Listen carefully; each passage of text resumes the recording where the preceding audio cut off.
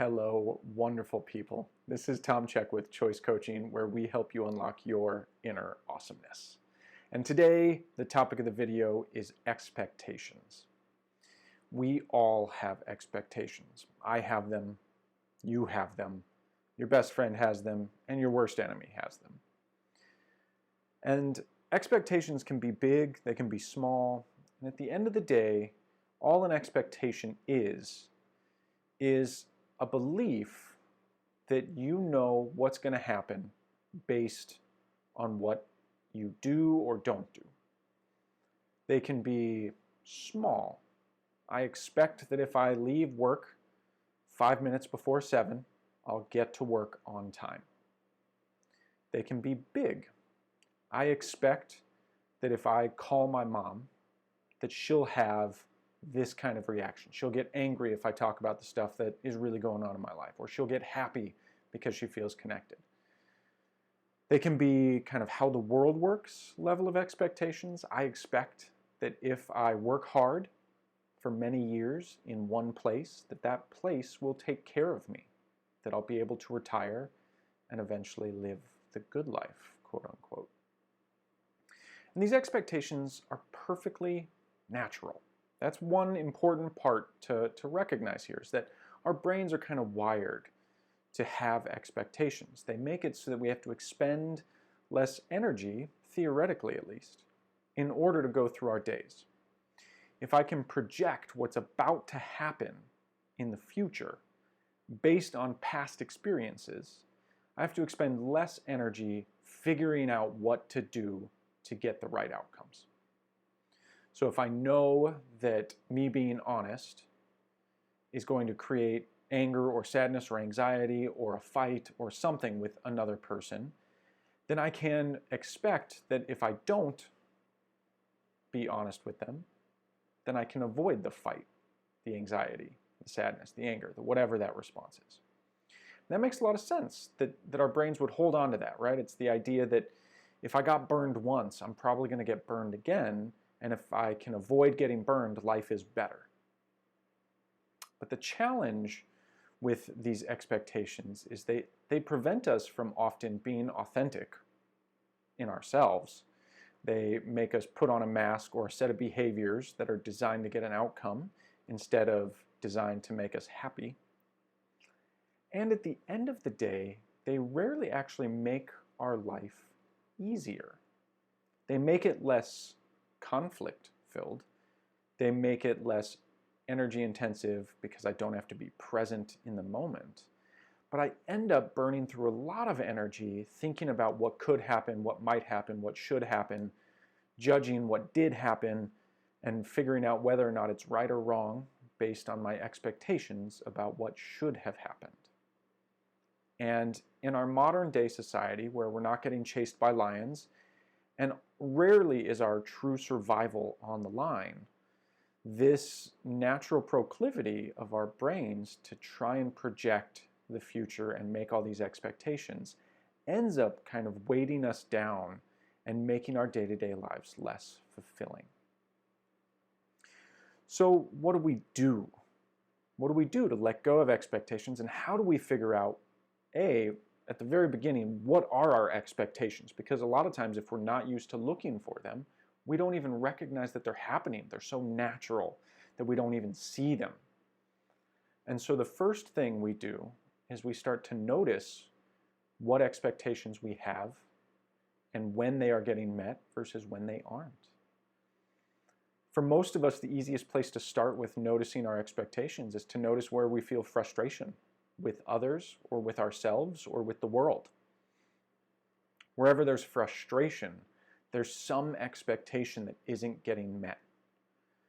I'm frustrated with my spouse over the dishwasher because I expect them to load it a certain way and they don't, even though I've told them multiple times to load it that way.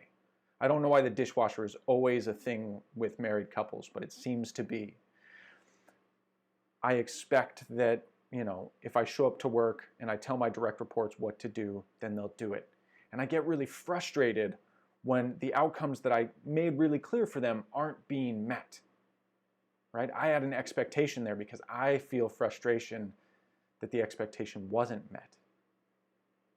And noticing where that frustration shows up starts to show us where those expectations are. The next step is to accept that we're having expectations. It's really natural for us to try and fight against this and say, well, it's not an expectation, that's how the world should work.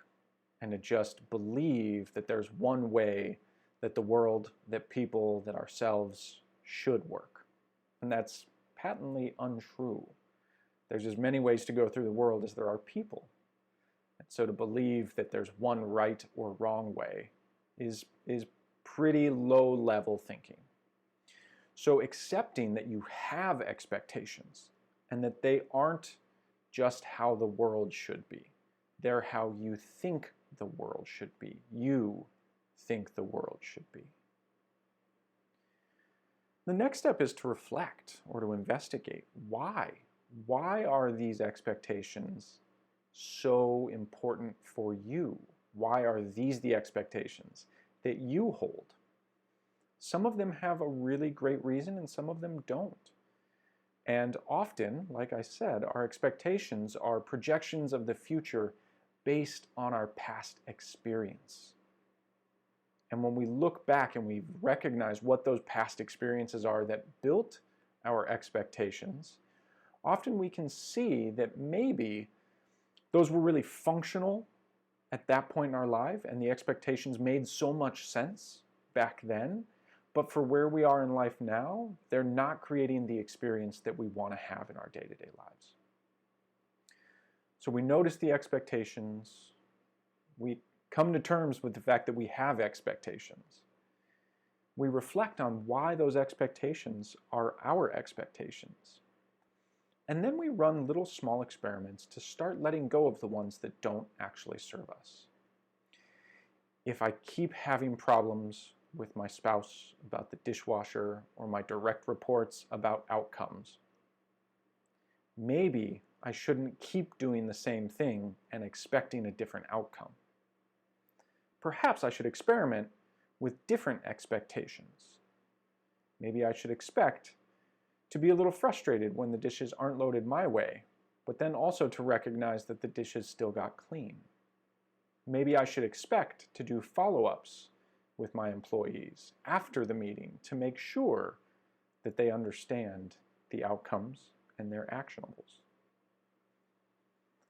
When we do this, we're able to start letting go of the expectations that don't serve us. And when we let go of the expectations that don't serve us, our daily lives get to be more free, more joyful, more fulfilling, because we don't have all of that chatter going on in our heads about what could, what should, what would happen if only. We don't have as many judgments of the people around us, the world around us, or ourselves. And when we don't have as many judgments, we tend to feel happier. So that's the payoff of doing this work. The invitation for you today is to notice. Notice what expectations you have based on where you feel frustration in your life. Write it down. Write down all the times you got frustrated and try and identify what the expectation you were holding that didn't get met was that caused the frustration. Start there and work your way forward. And I guarantee your life will get better. It will feel more fun. And you'll be able to connect more effectively not only with yourself, but with the people in the world around you. The additional efficiency and optimization and outcomes you're able to create are kind of a happy byproduct. So that's what I've got for you today. Look at your expectations. See what happens. And until next time, stay awesome.